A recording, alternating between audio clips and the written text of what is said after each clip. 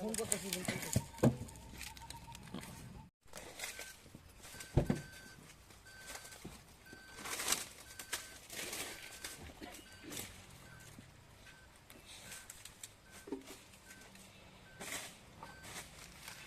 আজ আমবাসা থানার অফিসার এবং স্টাফের দ্বারা একটা সাকসেস পাওয়া গেছে আমাদের যে নেশামুক্ত ত্রিপুরা করার অভিযানের যে আমরা প্রয়াস।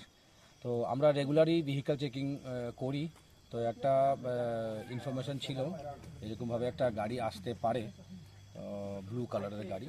তো আমরা যথারীতি করি, ভেহিক্যাল চেকিং যখন স্টাফ অফিসাররা থাকে তখন চেক করতে গিয়ে এই সন্দেহজনকভাবে আমাদের সিগন্যাল না মেনে এখানে এসে পড়ে।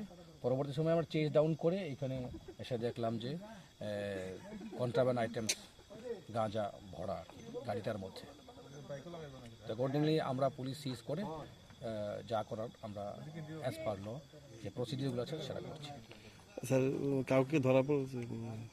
নো, আমরা আনফর্চুনেটলি ক্যাচ করতে পারিনি ড্রাইভারকে। ড্রাইভার গাড়িটা ছেড়ে চলে গেছে আর কি। বাজার মূল্য এখন আমাদের যেটা 251 কেজি না, 251 কেজি NDPS গাঁজা।